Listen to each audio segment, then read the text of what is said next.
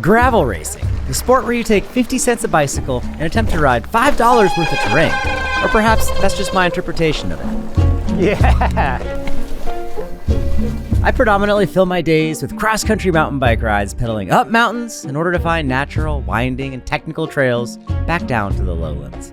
That said, I am aware of the cycling niche that intentionally focuses on finding the least technical but still not quite paved routes, often spending hours upon hours hunched over often rather droopy handlebars.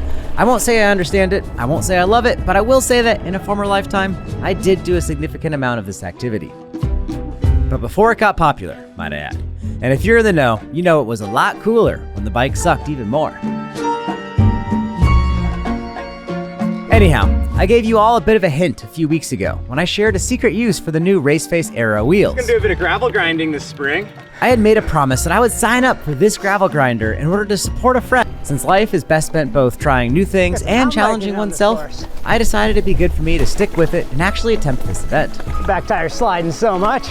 And my goal, well, it was pretty basic. Having never done anything like this, it's not a race, it's a type 2 completion goal. To make this whole endeavor slightly more spicy, the day before the event, I was just returning back to America from Europe after 9 busy days abroad over in Spain.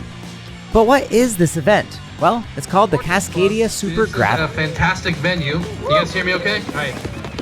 I love coming back here. But while it's called a gravel event, and a few cyclists, do indeed use gravel bikes for this, it's a unique blend of mountain biking with droopy bar things. This fellow, Cam Sloan, puts on the race. I would say we're pretty out of touch with the greater gravel scene at large. I think it's really cool. There's a bunch of races I want to jump into and go check out and see what people are doing. But yeah, this race is just what 100 we ride on our own time. And what you want to do. Yeah, throw some single track in, some bushwhacks. I chose to race the 50-mile variant, which features nearly 7,000 feet of climbing. Yes, it's a lot of vertical, and it also includes some trail. The event is located over 150 miles south of Bellingham, outside of Olympia, which turns out is more than just a beer.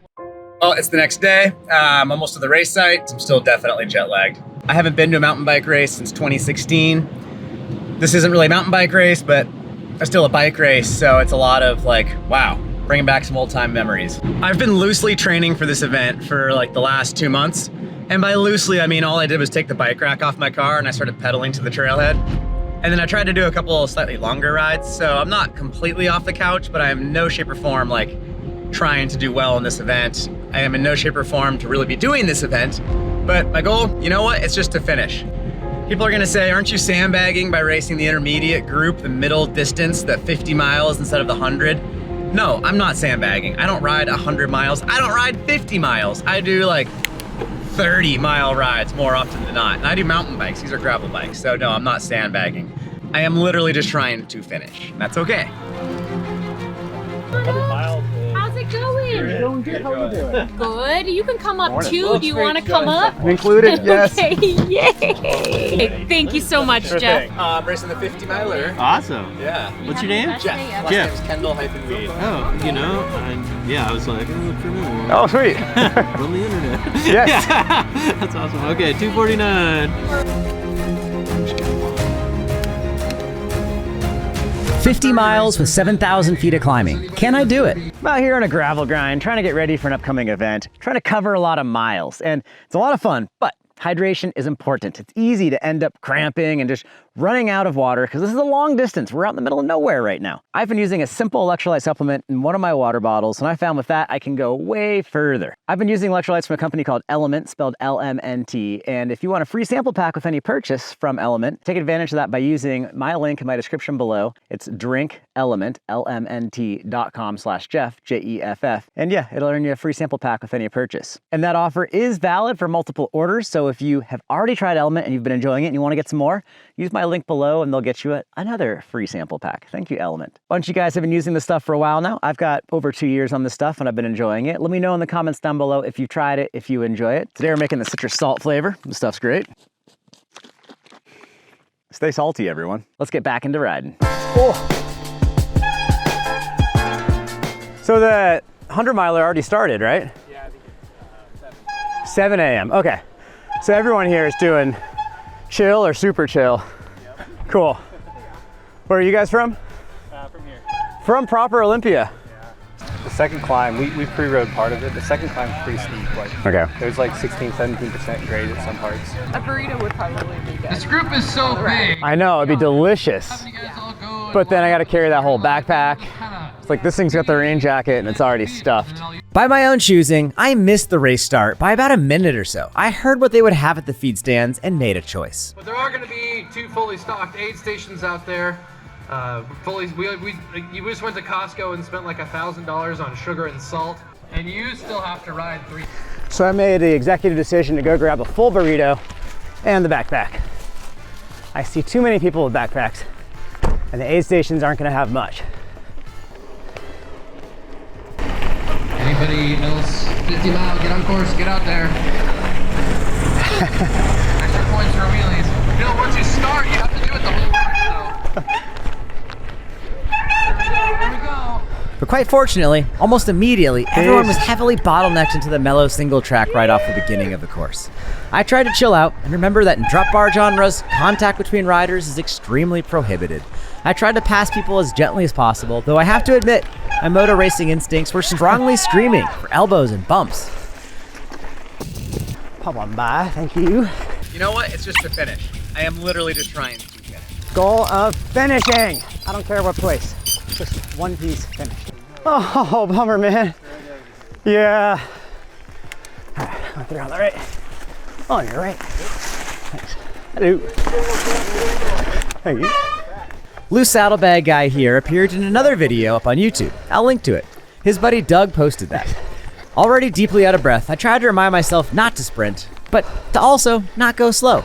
I'm always out of breath for the first 30 minutes or so of most bike rides, so while it's embarrassing to be wheezing while others are whistling, I told myself that while turbos are cool, it's the diesels that finish hard work like a grinder. So let's stay torquey. Hello. Hi, Jeff.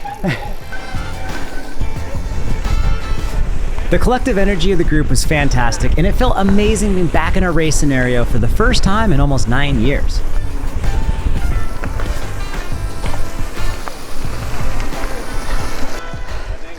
It's gonna be an all day. I was surprised at one section of old motorcycle trail. On true drop bar, cyclocross, gravel, and road conundrum bikes, it would be miserable to ride this stuff fast. It was kind of bumpy. Some chunky rocks embedded. Kind of an old logging road thing.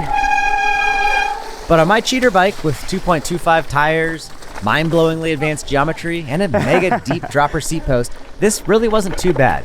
But still, I was feeling a bit knackered from the pounding amongst all these various baby heads on the course. So when you're racing motorcycles, there's a rule to live by, and that's that you never follow someone's line exactly. You always get slightly off. So that way if there's an issue, you're okay, you can see better. I don't think that's normally done in gravel events, but yeah. Don't mind me, I'm just vlogging back here. Oh no! Oh no! Come on, Gore-Tex shoes! But this is just the beginning of why a gravel event is just so cool.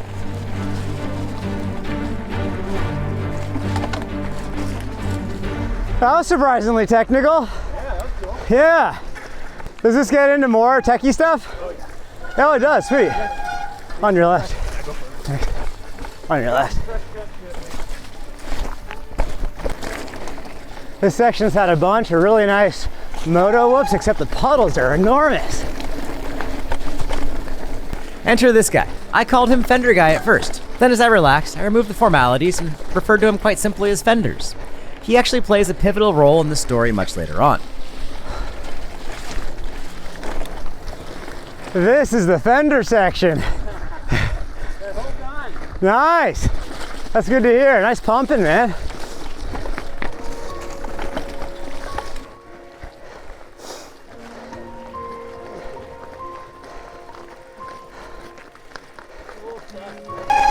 Well, thank goodness Cam and his crew have organized this event the way they did, as I don't think I really want to do anything that's less technical than this. There were only 4 or 5 quick single track bits of the course, and for someone who's got a lifetime of riding mountain bikes, none of this was really super technical. But as I chatted up more and more competitors on the course, I realized that many of these folks had never tried mountain biking before, and especially not on their drooper bikes. So was I able to finish the race? Well, let me tell you the story of my first, and perhaps last, official gravel grinder. Walking seems like more work. I'm impressed by the single speed. Good job. Yeah, that's all right. We're about 15 miles in, maybe a little less. Yeah, the course is pretty rocky, very muddy. It's raining pretty good up here on top of a mountain. See how foggy it is? We're in a cloud. I'm feeling okay. I got plenty of energy in reserve. I've been drinking my LMNT, trying to stay on my hydration game. I got my full burrito still, haven't stopped once. Kind of debating if I should put on a jacket or not.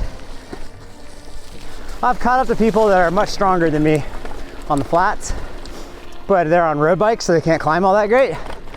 But when it's flat, like here, someone's gonna pass me in a second. And that's how it goes. So let's snap in and keep going up. Oh, that smells great. Hello. Okay. I was worried it was sugar and salt, and that's it. Huge upgrade. It's a drop single truck right now. So. Hell yeah. I like that. That's why I came. Yeah, you brought the right bike for the next section. Cool. Onwards and downwards. Thank you guys. Appreciate it. That's gotta be us. Thank you.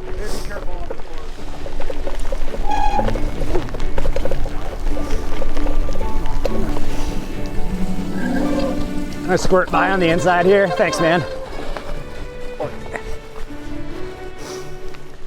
Oh yeah, hard-boiled egg, bacon. I'm gonna skip the whiskey shots. Yeah.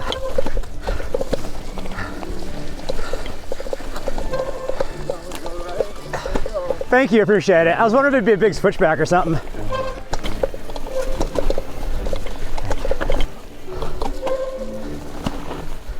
Woo! Yeah. I pop by on whichever. Thank you, appreciate it. Have a good ride. See you in a minute. I have to kind of guessing here that we're at almost the 20-mile mark out of 50. For all the wheelies. So yeah, roughly halfway. I think we did the main big climb, but there's still another big climb to go. I'm feeling it. Performance stuff for me. Abs, back, a little sore and tight. I think I can finish. Keep going, smooth and steady. Let me know if you want by, man. But it's starting to be a little bit less fun than when we started. It's type 2 fun. You have fun if you finish and you think about it the next day. You're like, oh, that was cool. It'd be more fun if it wasn't raining. I was ready to skip it when I saw that it was raining. I'm like, well, I got nothing better to do in the rain. I'm gonna. I thought about that too. I'll just gravel grind in the rain. It's fine. You got a little more aggressive tires. Yeah, I call them my gravel tires, but yeah, they're mountain bikers. Are we there yet? Yeah, you're so close. Almost done, almost done. So that road descent was like, I don't know, 5-8 miles. By far my least favorite part of today is going down that road. Wet, bumpy, fast. I got kind of cold. Looking forward to going up some stuff, some pedaling. All right, let's get there and head up. Hello. Cheers. We wrong way? Yeah. Are you guys doing 50 or 100? Dang, that sign definitely says 50 this way. We're sure if that's the wrong way?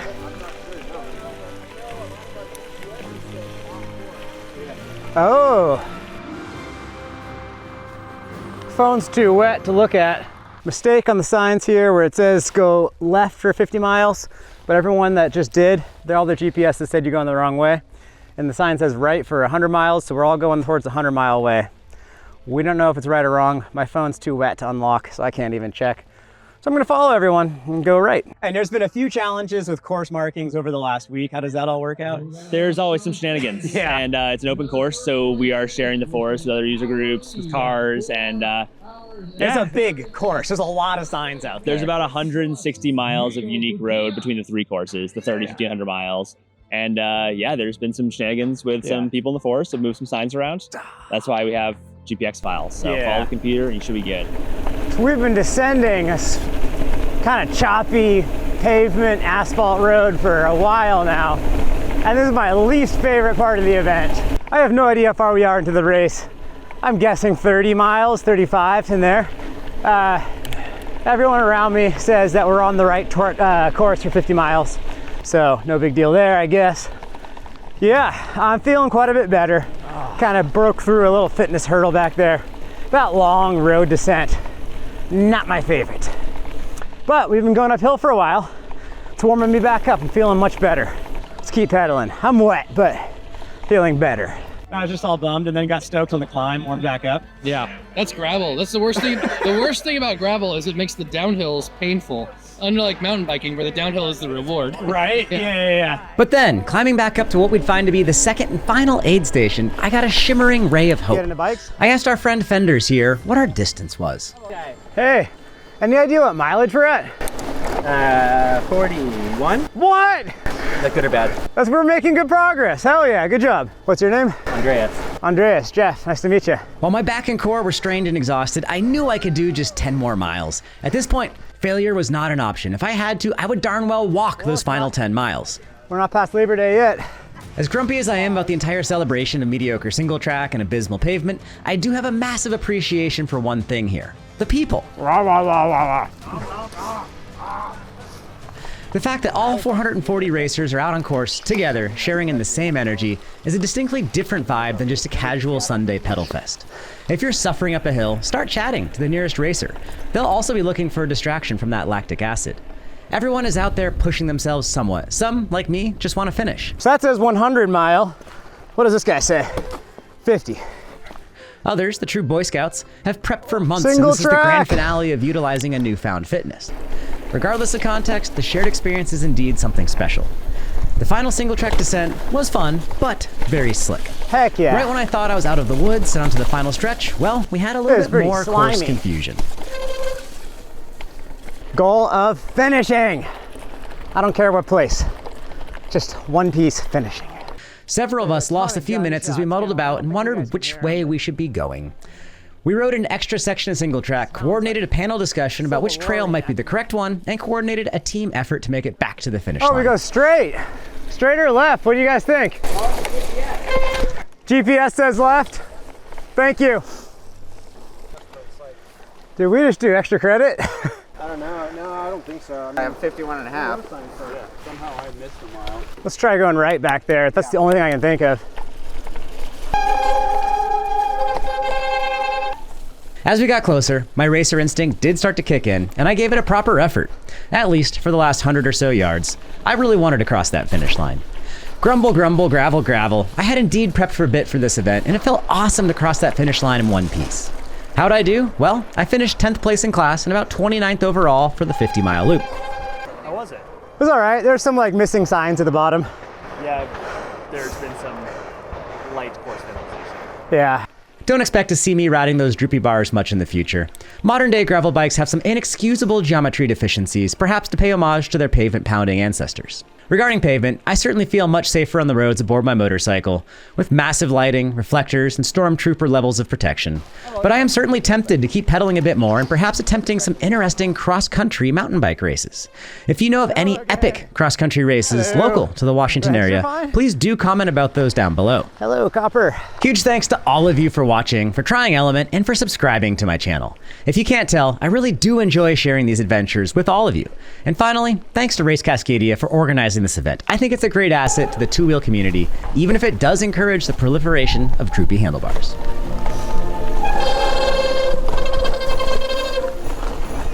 Yeah. Guys, I'm feeling it. We're not, I don't even know if we're at the halfway point yet, but I'm feeling it.